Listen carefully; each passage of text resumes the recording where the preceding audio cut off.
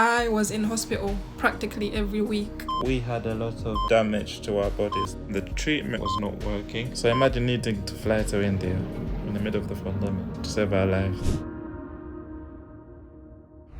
My name is Nabila and this is my brother. Fauzan. We were born with sickle cell anemia. Sickle cell is a genetic disorder that affects your blood cells. So normally your blood cells are a round shape, but our cells are or were a C shape. This meant that they get clogged up in our body and this causes a lot of pain. We had a lot of damage to our bodies. It damaged my pancreas. I also lost 2 discs in my spine. I lost a few discs in my spine, and I've also got avascular necrosis in both hips. And avascular necrosis is when you lose blood flow to the bone, so it starts rotting away.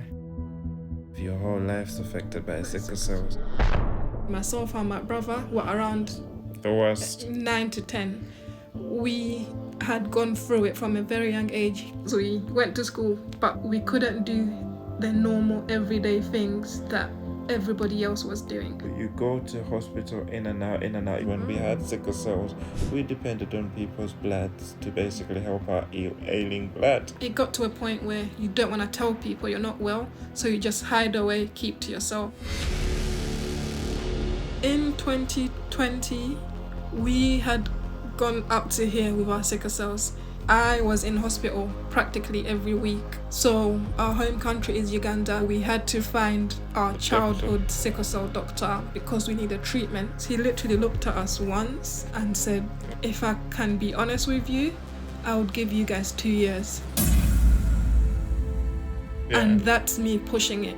He managed to convince us that he believed the half match, also known as the haplo stem cell transplant, Was an option for us.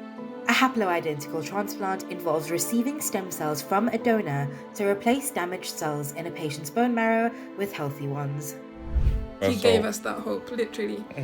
So we ran back to England with a lot of excitement. NHS doctors said, No, you can't do it. You're gonna die. We actually had to sneak out the country to do it to India.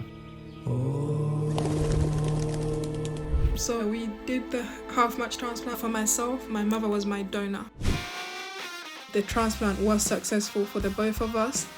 The transplant does not fix that damage because it's already done. But we believe we're alive today because of that transplant. And my sister's, married now. I've got a baby boy. These are things we never dreamt of. If you're at risk of having sickle cells, the first thing to do should be to test yourself. You can then prepare and plan life accordingly. But our journey is to eradicate sickle cell. You have to be an advocate for yourself. We are seen. Are you?